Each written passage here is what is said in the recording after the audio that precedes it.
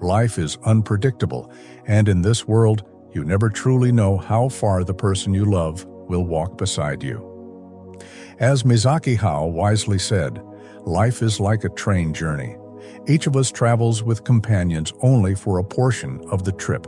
When they must get off, we should feel gratitude for the precious moments shared. This understanding does not make the loss any easier, but it invites us to cherish the beauty of the time spent together. If you are fortunate enough to have a partner who stays with you through the entirety of life's journey, consider yourself truly blessed. To have someone by your side in youth and again in old age is a rare and profound gift. Yet, not all love stories last a lifetime. Some partners are taken away too soon by illness, accident, or unforeseen disaster. When that beloved person is no longer here, it's as if the very foundation of life has shifted beneath your feet. The home feels empty, and the heart feels heavy with loneliness and grief. I want you to deeply and sincerely know these feelings are real and valid. There is no shame in sadness, no weakness in mourning, but even in the depths of sorrow, life continues to move forward. Time will not pause for our pain, nor will those who have left return to us. When a spouse passes, the path ahead may seem dark and uncertain, but it is still a path worth walking. Healing begins when you give yourself permission to live again, to embrace hope and nurture your own strength. Through my work supporting countless elders who have faced this very loss, I have learned that it is possible to build a meaningful, joyful life after goodbye. You are not alone in this journey. 3 wise individuals, each with their own experience of loss, share their stories here to offer comfort and guidance. They speak directly to those who find themselves walking this difficult road, urging us to refuse certain responses that can deepen pain or hinder growth. Their insights are gentle reminders that by letting go of excessive grief, dependency, and rushed decisions, you can create a later chapter filled with dignity, peace, and renewed happiness. This is not just survival, it is a chance to live fully again. First refusal, immersing in excessive grief for too long. When the partner who has walked alongside you for most of your life suddenly leaves, it is natural and deeply human to feel an overwhelming emptiness. This space in your heart, once filled by their presence, feels uniquely theirs, and no one else can take their place. The pain of their absence can make you feel like a shadow of yourself, lost and wandering through memories that both comfort and haunt you. A dear friend of mine, Misley, who is now 67, shared with me the raw truth of her own grief. When her husband passed at age 64, she described feeling like a walking corpse, as if life had lost all meaning. Nights were especially hard. She cried herself to sleep staring at the empty side of their bed, aching for the warmth that was no longer there. In those darkest moments, it's understandable to wonder if it's even worth continuing. These feelings are not a sign of weakness, but a testament to the depth of your love and connection. Yet over time, Misley found a quiet strength within herself. She realized that while tears would never bring him back, choosing to live well was a way to honor their years together. Looking at old photos of their smiles, she found the courage to persist, knowing that he would have wanted her to find peace and happiness. This delicate balance, grieving while also choosing life, is the first crucial step toward healing. No matter how profound the loss, life goes on. The memories you cherish are treasures that live on inside you, but they must not become chains that hold you captive in the past. Learning to open your heart again to the present, to find beauty in new moments, and to nurture hope for the future is not only an act of courage, it is a gift to yourself and to the one who has passed. It is a way to let them rest peacefully, knowing that you are caring for your own spirit. If your spouse has gone before you, I encourage you to begin with kindness toward yourself. Comfort yourself, care for your health, and keep your mind clear. Grief will visit, but it need not become a permanent resident. Slowly, Allow your mindset to shift, regain your confidence, and build a life that is strong and self-sufficient. Take small steps, eat when you can, sleep when you need, and find joy in simple walks or quiet moments in nature. Learn to cherish your solitude as a space for reflection and growth. Remember, solitude need not be loneliness. Connect with friends when you can, share your thoughts and feelings openly, and embrace your spiritual world with gentle wisdom. Like savoring a fine-aged wine, the quiet moments can become a source of deep richness and peace. This way, your later years can still be full of grace, comfort, and unexpected joy. Second refusal, over-relying on children for the rest of your life. When the spouse you have loved and shared your life with is no longer by your side, it's natural to turn toward your children for support, comfort, and companionship. After all, they are your closest family, the ones who carry your legacy forward. Many of us grew up with the hope and sometimes the expectation that our children would care for us in our later years, just as we cared for them when they were young. This hope is rooted in love and in a deep desire not to be alone. However, as the world changes, so do family dynamics. Today, more and more elderly individuals find that their adult children live apart, build their own families, and face pressures that were unimaginable in earlier generations. Young people often want to maintain their independence, balancing work, child rearing, and their own personal challenges. They may love you deeply, yet the closeness and mutual support that seemed natural in the past may now be harder to sustain. Mrs. Howe, a 65-year-old widow, shared her heartfelt story that reflects this modern reality. After her husband passed away, she moved in with her daughter and son-in-law, believing that mutual support was the natural order of life. She had devoted her years to raising her children and felt it was only right they would care for her in return. She thought living together would bring comfort and warmth in her old age. But over time, Mrs. Howe discovered a different truth. While she initially received some financial support and shared in family life, her presence gradually became a source of tension rather than joy. The small differences in habits, opinions, and values began to create distance between her and her daughter. The once warm household grew colder with misunderstandings and unmet expectations. She found herself caught in disagreements over money, child rearing, and daily living. Her daughter, once affectionate and attentive, grew impatient and less respectful. This painful experience taught Mrs. Howe an important lesson. Depending entirely on her children for her emotional and practical needs was not sustainable. She made the courageous decision to live alone again. The loneliness was daunting at first, an emptiness that echoed in the quiet rooms of her home, yet in time she found something precious. Freedom. Living independently allowed Mrs. Howe to rediscover herself. She embraced her passions, joined community groups, and made new friends who shared her interests in calligraphy and painting. Without the pressure of family dynamics, she cultivated a peaceful and fulfilling daily life. She realized that a life of leisure, money, and personal freedom, the retirement she had longed for, was within reach. Most importantly, she reclaimed her dignity and self-respect.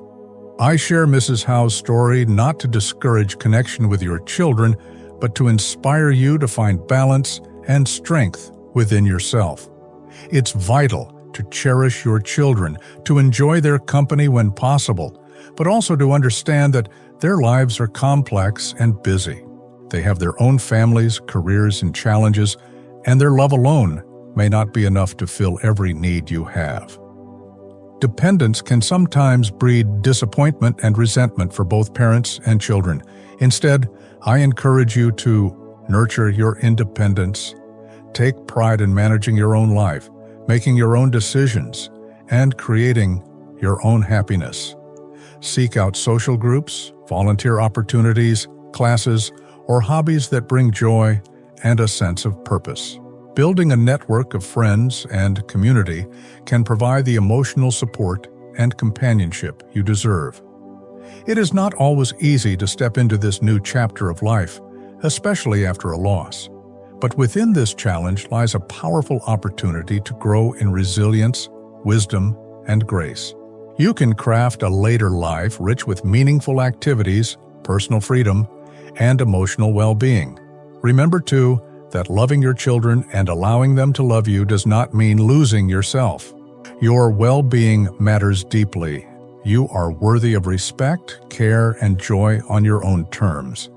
By refusing to rely solely on your children, you open the door to a fuller, more balanced life, one that honors your past, embraces your present, and holds hope for your future.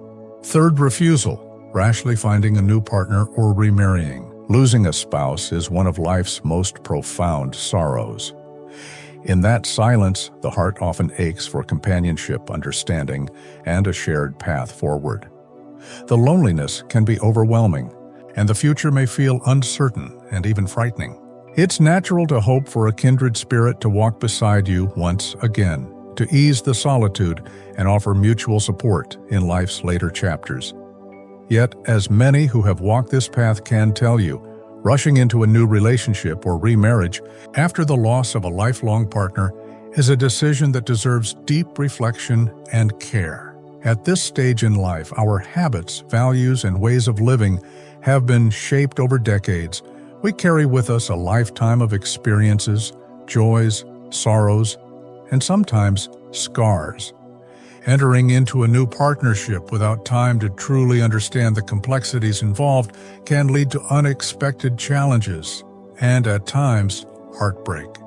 Mrs. Fong, a wise woman of 62, shared her story with me, one filled with lessons born from both hope and disappointment.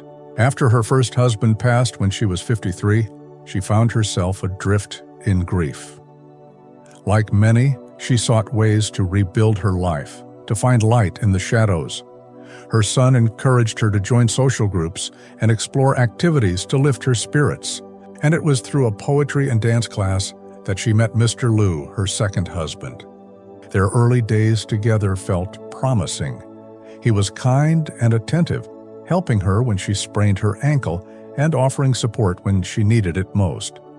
But as the weeks passed, small cracks began to show. What started as caring gestures slowly shifted into expectations about household duties, about how she should spend her time, and about roles within the home. When Mrs. Fong accepted invitations from old friends to travel, her new husband reacted with jealousy and frustration.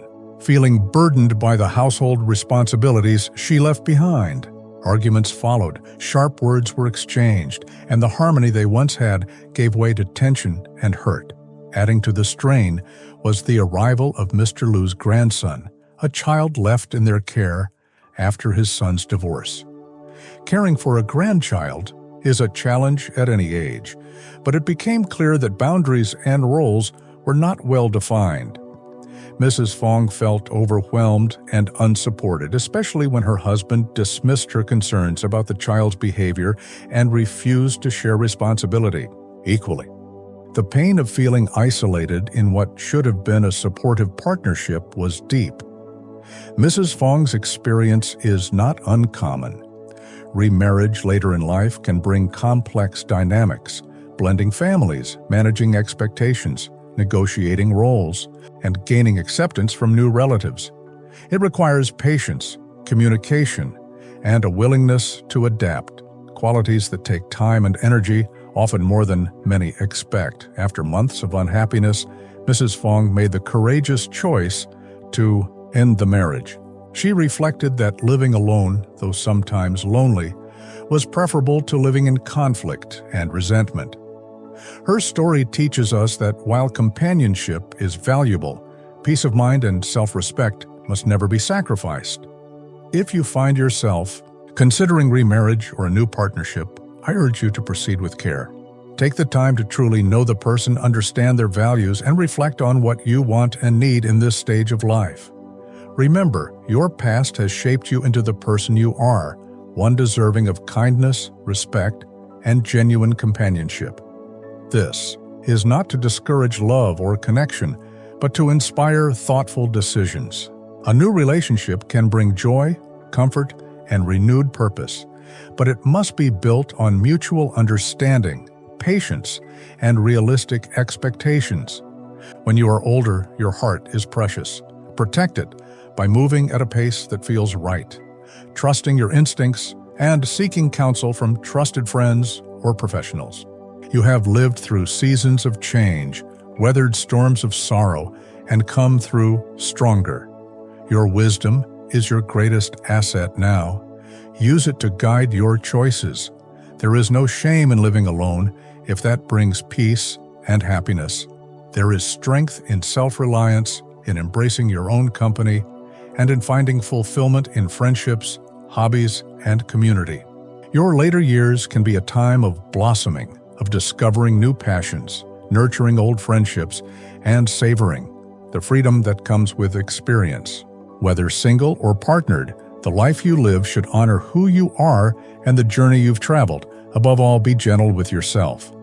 Whether you choose companionship or solitude, what matters most is that you live with dignity, peace, and a heart open to the joys that life still offers. Your story is not finished, it is still being written, chapter by beautiful chapter. Life is long, yet it passes swiftly, often faster than we expect. Each of us will face moments of joy and sorrow, companionship and loneliness. It is in these moments of solitude that we have the opportunity to grow, to deepen our understanding of ourselves, and to discover unexpected sources of strength and joy. If you have lost your spouse, know this: you are not alone, and your life still holds immense value and promise.